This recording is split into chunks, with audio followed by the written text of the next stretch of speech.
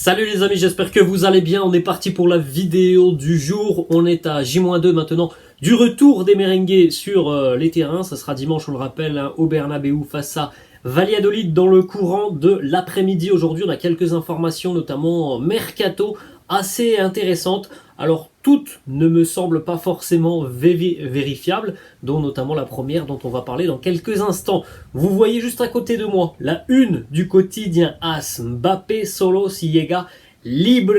Alors, ce qui veut dire, hein, en gros, Mbappé arrivera seulement libre du côté de Madrid. Donc, en clair, le Real ne veut pas négocier avec le Paris Saint-Germain. Le Real veut tout simplement que Kylian Mbappé puisse arriver librement et donc gratuitement. Alors ça, déjà une chose, on le sait, ça ne se fera pas cet été puisque Kylian Mbappé a quand même un contrat avec le Paris Saint-Germain. Alors après, on va pas rentrer dans les détails de son contrat, mais il semblerait qu'il y ait une clause qui soit activable dans le contrat de Mbappé. Selon le quotidien AS, cette clause, elle s'activera si et seulement si le PSG gagne la Ligue des Champions.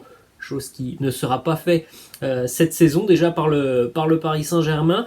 Et le quotidien AS affirme aussi que Kylian Mbappé aurait déclaré au Real qu'il souhaitait rejoindre le club libre en 2024, donc dans un an. Alors là, les amis, après, ce sont les informations du quotidien AS.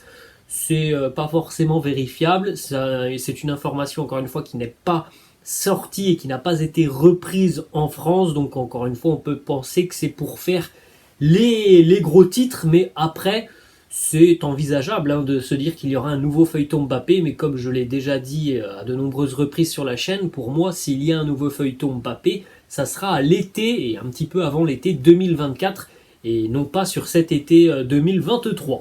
Ensuite, on continue avec la une du quotidien Marca consacrée à Karim Benzema, listo para el sprint final. En gros, Karim est prêt pour le sprint final de cette saison, pour les derniers matchs, championnat, Coupe du Roi, plus Ligue des Champions.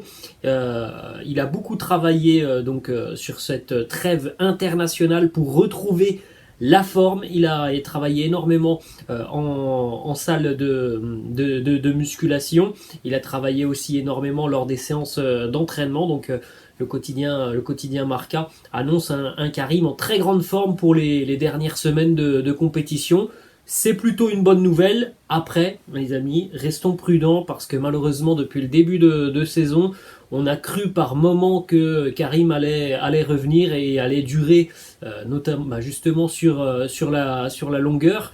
Et ça n'a pas toujours été le cas, loin de là. Il y a toujours eu des rechutes, des moments où il était beaucoup moins bien. Donc voilà, j'attends de voir ce que ça va donner parce que voilà, dire qu'en 15 jours, il a retrouvé toute la forme, c'est une chose. Maintenant, on attend de voir tout ça sur le terrain déjà ce week-end et puis dans moins d'une semaine maintenant avec cette première finale face au Barça en Coupe du Roi. On continue avec quelques petites informations de la séance d'entraînement.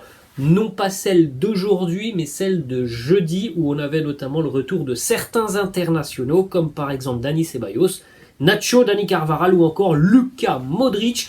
À noter que Fede Valverde était le seul absent de cette séance d'entraînement hier.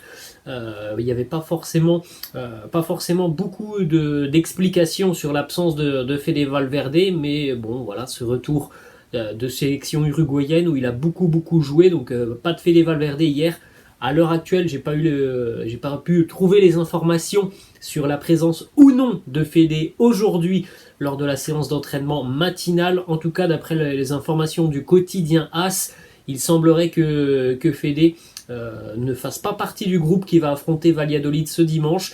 Du côté du club, du staff et du staff technique de Carlo Ancelotti, on envisage tout simplement de donner quelques jours de repos à Fede et donc d'être laissé au repos face à Valladolid ce week-end. Tout simplement parce que Fede a joué beaucoup sur cette trêve internationale avec l'Uruguay, mais aussi parce que c'est le joueur du Real Madrid qui a le plus joué en 2023. Il fait partie des Madrilènes qui sont les plus utilisés par Carlo Ancelotti. Donc voilà, cette information, Fede devrait être absent ce dimanche face à Valladolid. Pour le moment, il n'y a pas d'officialisation. On attendra une confirmation peut-être dans les prochaines heures ou alors demain évidemment avec la communication du groupe du Real. On va enchaîner d'ailleurs les amis avec la première composition d'équipe probable pour affronter, on l'a dit, Valladolid, ça sera dimanche. Thibaut Courtois dans les buts, David Alaba, Rudiger en charnière, Ferland Mendy à gauche, Lucas Vazquez à droite, donc d'après Marca, Nacho serait sur le banc de touche. Dani Ceballos, Aurélien Tchouaméni et Toni Kroos au milieu de terrain.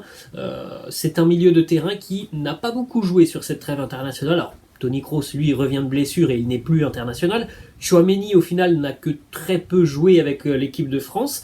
Et Dani Ceballos, lui aussi, n'a pas joué les 180 minutes avec la sélection espagnole. Et puis donc en attaque, Vinicius, Benzema, Asensio. Alors on rappelle, les amis, là aussi, rien d'officiel, c'est une compo probable. On poursuit avec une petite information qui concerne cette fois-ci Thibaut Courtois, puisque visiblement ça se passe mal entre Thibaut Courtois et la presse belge, puisque la presse belge accuse Thibaut Courtois de ne pas s'être engagé en équipe nationale après avoir quitté très rapidement le camp tout simplement de la Belgique, lorsqu'il a dû déclarer forfait.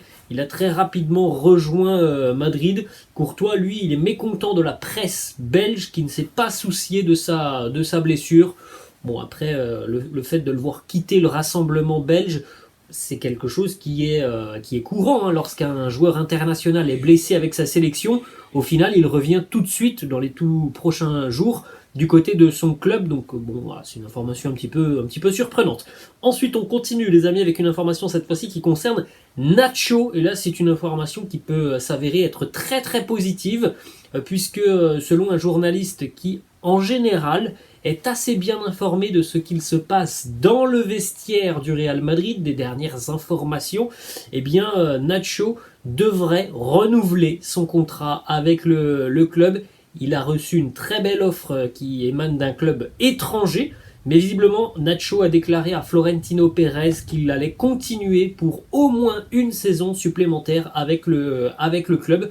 Donc on attendra là aussi encore une fois une officialisation, mais c'est une très bonne nouvelle parce que voilà, c'est un élément, je trouve, très important dans le vestiaire Nacho, un élément aussi très important sur le terrain.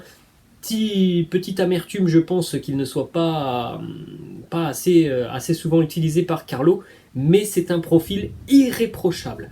Ensuite, on continue et on va terminer, les amis. Deux informations. Premièrement, c'est une information assez intéressante aussi, puisqu'on sait que le Real va certainement se positionner lors de ce mercato sur l'arrivée de latéraux et notamment, pourquoi pas, le cas Benjamin Pavard. Latéral droit, Benjamin Pavard, qui a déjà fait part de ses envies de quitter l'Allemagne depuis près d'un an maintenant, et on sait qu'il est ciblé par certains clubs espagnols, notamment le Barça. Le Real aussi pourrait être intéressé parce que on voit bien que Dani Carvajal, c'est pas l'assurance tout risque, et surtout Benjamin Pavard, c'est un joueur qui ne coûterait pas énormément cher. Donc c'est vraiment un dossier, je pense, qu'il faudra suivre cet été. Lui qui, je pense, a envie d'un nouveau challenge, et peut-être même d'un challenge en Espagne. Je pense qu'il n'y a pas 36 options pour lui du côté de l'Espagne. Voilà, c'est le Barça, le Real, peut-être l'Atlético, mais on n'a pas beaucoup de rumeurs sur l'Atlético. Donc voilà, on suivra tout ça. En tout cas, Benjamin Pavard pourrait peut-être atterrir du côté de Madrid. On termine, les amis, avec cette information.